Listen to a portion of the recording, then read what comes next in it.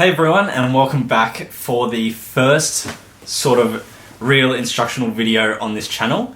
Today I'm going to be covering the power of orchestral strings and choirs in breakdowns and what that could mean for your song, or maybe you just want to make something cinematic.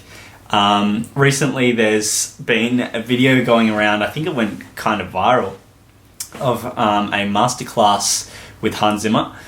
And he really emphasizes the importance of storytelling in music.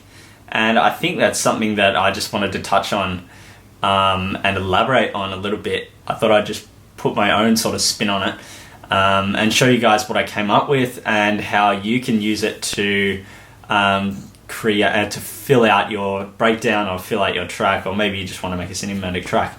So let's hop into the computer here. So as you can see here, I've got a whole different set of instruments that I'm using in this breakdown that I've made. The BPM's 128, just so that I can use it maybe one day for an actual breakdown that I'm going to do. So I'm just going to jump straight into it and show you what it sounds like. I'll start from here so it's not too boring.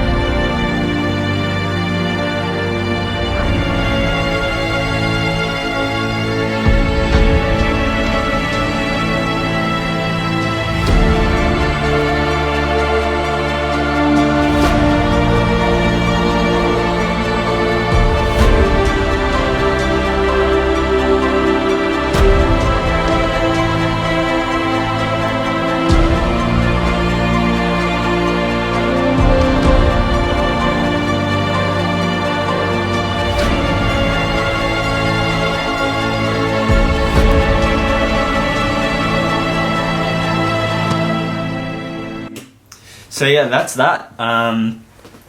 Pretty sort of straightforward melody. There's not too much that's really adventurous about it. It's sort of 4 chords sort of thing over 9 bars with a variation at the end.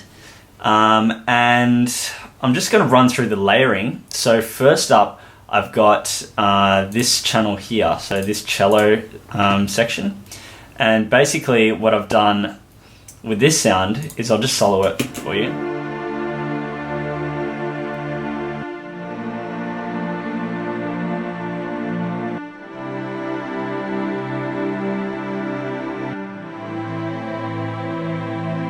So as you can see, these are quite low notes. The very first instrument I actually learnt was a cello, and I was no good at it. I was absolutely horrible, but playing a string instrument definitely carried over to me playing guitar, and that's helped me a lot with my music production. So anyone out there listening who wants to, or is thinking about starting an instrument while they were producing, definitely pick up a guitar or learn a string instrument even, because your music knowledge will be far greater as a result. So the way that I've structured this sound is over here. When you download this specific pack, which I'll go into more detail in a second, you get a set of parameters that you can toggle with. I haven't gone into detail in the actual sound itself, but it's in multi-sample mode, so there's not much I can really do anyway.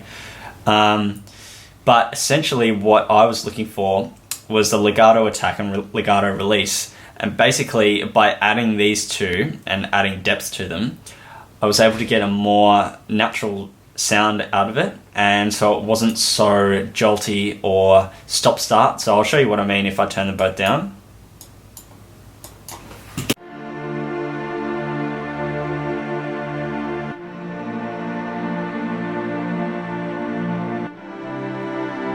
As you can hear, it sort of starts and stops, and it sounds very unnatural. And the only way that you can sort of get any naturality out of that is by seeing that the notes actually, sorry, my mouse is really strange and it does this weird thing. By seeing the notes continue through and legato onto the next thing. But I didn't want that to happen in this one because the release was so long. and you'd get some weird harmonics going on. So I'm just going to go back and reset those. So that was the cello section, and that's sort of the mid warmer bassy notes as well. So yeah, moving on. I've got 2 strings here, which are panned left and right for a bit of width. And I'm just going to go through what I did here, is that I copied this MIDI clip here and just placed it in here. But on this one, I actually did what's called a inverted chord, where I put some of the notes from the middle up an octave and duplicate it so that it's actually playing these ones as well as... whoops. So it's actually playing these ones at the same time. Little trick from Marcus Santora there, so thanks mate for that. And together that makes quite a powerful melody, especially paired with a lot of notes together to get that full orchestra effect.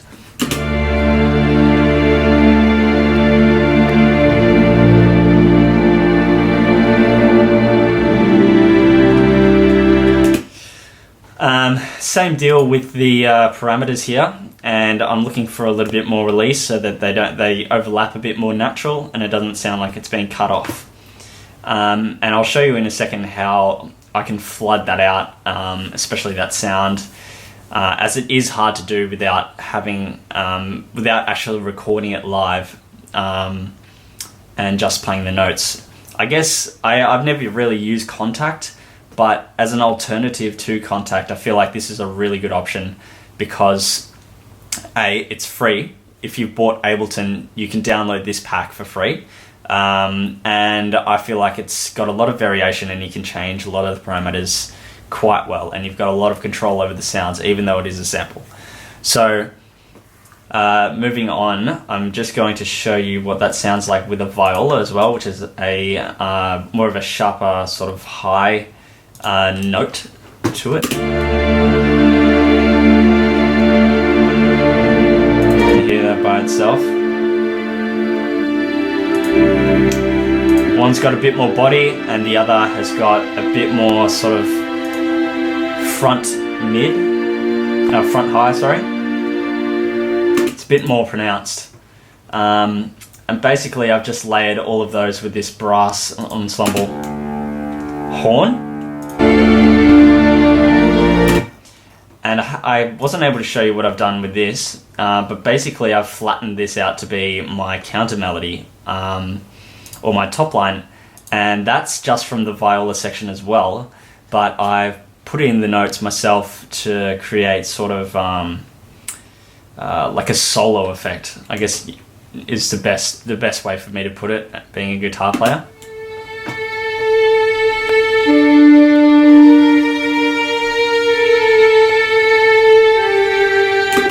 Again, with that legato release, trying to make it sound as natural as possible so that all the notes overlap and it doesn't sound like it's stop-starting.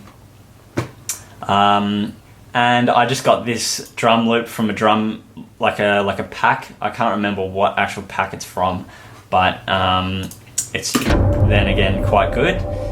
I've just put a low-pass filter on it and automated that so that it actually automates up into this next section and creates a bit more of an epic feel to it. So moving on to the choir. Now this pack is again on the Ableton website, but it costs about $100 Australian.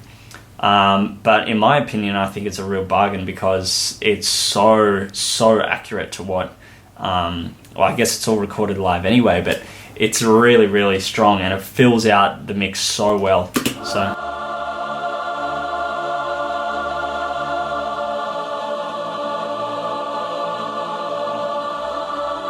And the amazing thing about this is that you can actually change what vowel they sing. So at the moment, this is an R sort of vowel, and you can change it to however you want it to sound. So I'm just going to fiddle with this vowel sort here.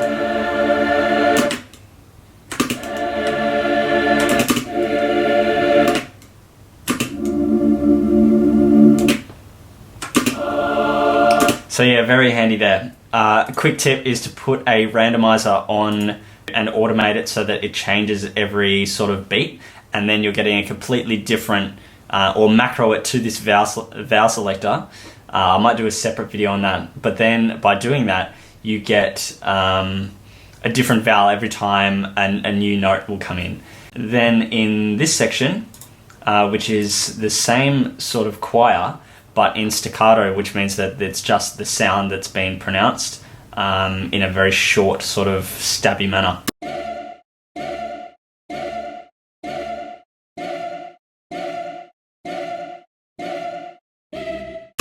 Then again, doesn't sound that natural, but when paired, it sort of works.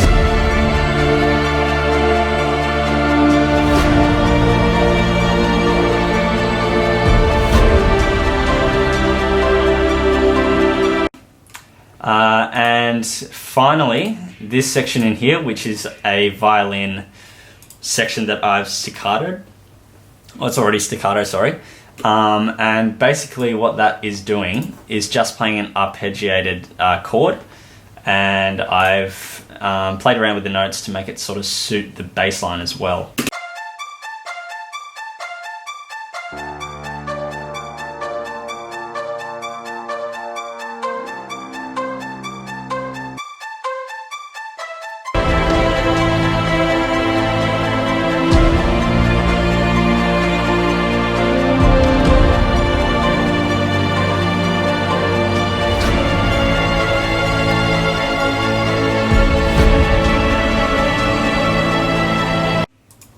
So yeah, that was my little sort of tutorial showcase run through of some orchestra sounds and how to mix them all together and produce something that's quite powerful and amazing. But yeah, thanks for watching, and stay tuned for the next video. Hit subscribe if you liked it, all that good shit, and I'll see you next time.